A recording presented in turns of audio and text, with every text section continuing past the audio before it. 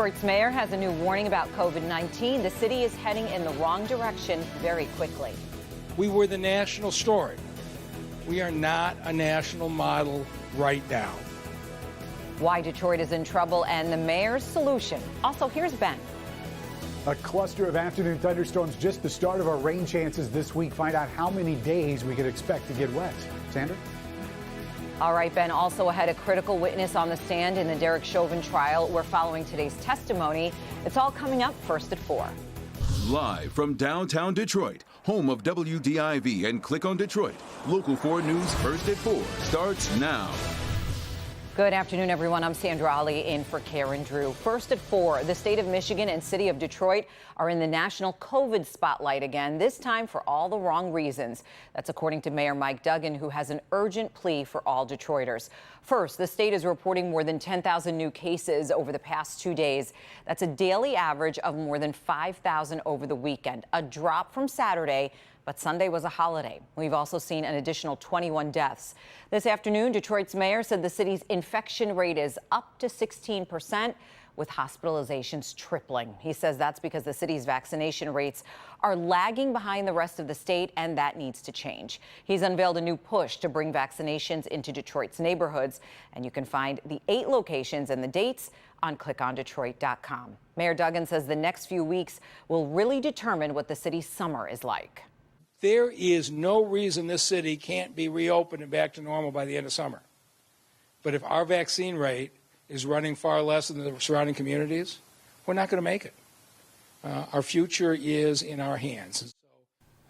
And we're going to bring in Dr. Frank McGeorge now into the conversation. And Doc, you know, as you're hearing these numbers, what do people need to be thinking about? What should we be doing? Well, you know, Sandra, today's numbers just continue to fill out the picture of spread in Michigan that's been consistently accelerating over the past month. The biggest difference now compared to in the distant past is that in the past, this degree of increasing case number, percent positivity, and hospitalizations that we have seen over the past few weeks, that would have triggered restrictions and other state level requirements to slow the spread. That is not happening right now. So I really need to emphasize to everyone that it is all of our individual responsibility to protect ourselves and our community. At the current rate of spread, with hospitalizations doubling in under 2 weeks, we could actually reach a point like we did last year where hospital capacities are strained, threatening everyone's care. And I can tell you, right here in Southeast Michigan, we are already feeling a new COVID squeeze in the ER. And even though we aren't at that critical stage yet, we all need to slow things down with our behaviors. Yeah, and you know, this is a question that's come up a lot lately. If it's getting so much worse, do you have any idea why the governor hasn't changed anything? Well, no, not really, although I would guess it's probably a combination of the fact that closing things is incredibly unpopular. And now, frankly, we do have a vaccine that appears to be having a protective effect on at least the most vulnerable older population. The real question right now is simply whether we can outrun our current surge. Yeah. All right. Thank you so much, Doc. And of course, we're going to be talking to you again tonight at 5 and again at 6. And remember, everyone 16 years and older is now eligible for the vaccine in Michigan. We've posted more information for you about vaccines, and we also have a live blog. It's on the homepage at clickondetroit.com. We are tracking all the vaccine information for you. Right now, the sun has been shining in downtown Detroit. Things are starting to warm up a little bit, but what about the chances, though, for rain this week?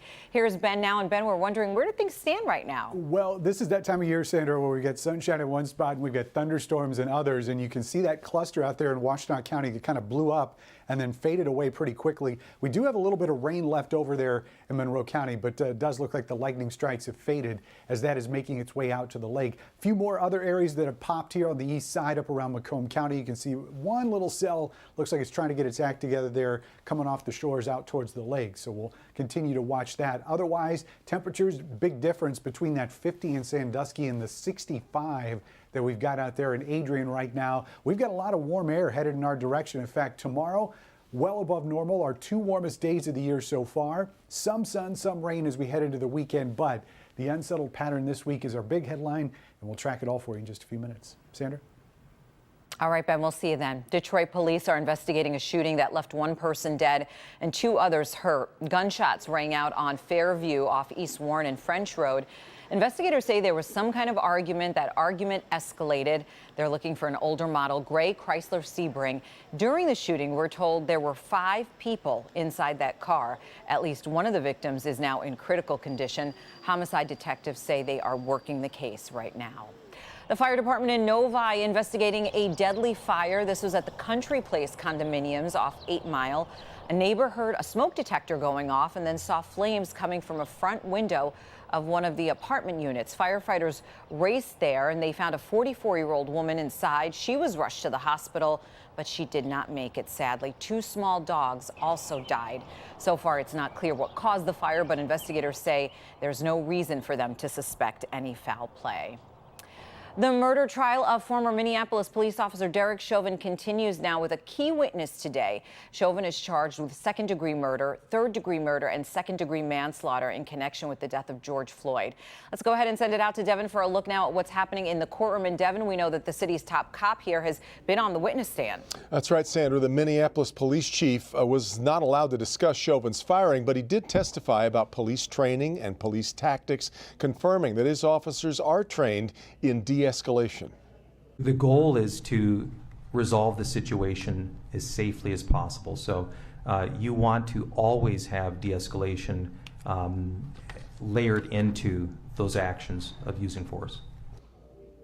In today's testimony, we also heard from the doctor who provided emergency care to Floyd after his arrest. Dr. Bradford Logenfeld pronounced Floyd dead after trying to resuscitate him. Doctor says he was not told of any efforts at the scene by bystanders or police to resuscitate Floyd, but that paramedics told him they had tried for about 30 minutes.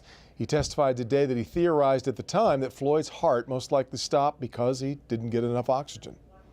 And doctor, was your leading theory then for the cause of Mr. Floyd's cardiac arrest oxygen deficiency? That was one of the more likely possibilities. I felt that at the time, based on the information I had, it was more likely than the other possibilities. And doctor, is there another name for death by oxygen deficiency? Asphyxia is a commonly understood term. The defense argues Chauvin did what he was trained to do, and Floyd's use of illegal drugs and underlying health conditions caused his death. County Medical Examiner's Office ultimately classified Floyd's death a homicide, that is, a death at the hands of someone else. Much more on this trial coming up when you join us for Local 4 News at 5. And Sandra, I'll see you then. All right, we'll see you then. Thanks, Devin. Metro Detroit schools are struggling and really scrambling to try to keep everyone safe after spring break. Many districts are now going virtual again, but one private school is going in a different direction. It's returning to the party tent learning model. Paula Tutman found this model seems pretty popular with students. This is the ambience of class at University Liggett School in Grosse Pointe Woods. With only about 600 students and 80 teachers, it certainly earns the label of an exclusive, pricey private school. But there's nothing exclusive about the safety measures it has jumped through hoops to achieve to protect everyone inside from the outside threat of the COVID-19 virus and its variants. It starts with physical distancing in the classroom, arranging classrooms so that the furniture students are as far apart as can possibly be, plexiglass dividers at every seat so that students are always divided by a piece of plexiglass, potting students so that students, particularly in the lower school and the middle school, travel with the same group of students most of the day so that if there is a case and we have to contact trace, it impacts fewer students than you would if it was constantly reshuffling the deck, so to speak. Air purifiers and filters. Decals on the floors, temperature checks at the door, and 95% of its teachers are fully inoculated. With this strategy, this school has been able to remain open for in-person learning 5 days a week for the majority of its students. Last fall, the school even erected tents for outdoor learning. We wired the tents for Wi-Fi, so they had all the technology to bring in remote learners. And so we got to Christmas, really, or Thanksgiving, and it got too cold for the tents. And so when students return from 2 weeks of spring break tomorrow, they will see that the tents have returned. What Liggett has realized is that the tents not only provided a working COVID mitigation strategy, but also an engagement strategy, because it turns out that students love learning in tents. And it has us thinking, when we're beyond this, and I hope that's soon, we're thinking differently about all this outdoor space that we have and how we can use it, beyond the playground, beyond the special events. And moving forward, the school is looking at ways of teaching that weren't necessarily taught to teachers in college, but strategies they learned, boots laced up and into the fire by necessity. I would say we've taken a lot of lessons that we can bring forward to continue to evolve in our program. We are a regional school, so we have students coming from over 60 zip codes. So it's not as simple as what's the situation here in town. It's really what's the situation in Southeast Michigan. This school has figured out how to literally attract students under the big tent of learning in the art of safety moving forward. Okay, so listen, this is what's really, really important. And that is, this is indeed a small slice of what's going on out there that is working. But what happens on spring break doesn't stay on spring break. Sandra, you talked about it in the beginning of the newscast, 15% community spread.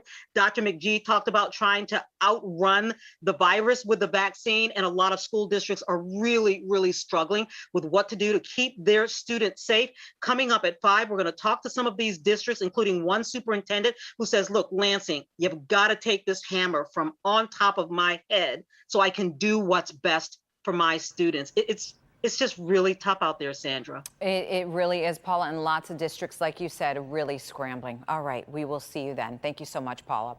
Still ahead, Target says it wants to help the environment and also help your family budget, but there are some things you need to know before you cash in. Also ahead, a royal parade thousands of years in the making. We're going to talk about the motive behind this multi-million-dollar display. But first, it's a no-win situation. We are tracking the state of emergency surrounding a huge pond of wastewater that could collapse. So we're going to look at what's at stake coming up next. Tomorrow morning, Nick Monticelli reveals how a local teacher is helping her differently abled students find jobs virtually. Tomorrow on Local 4 News Today.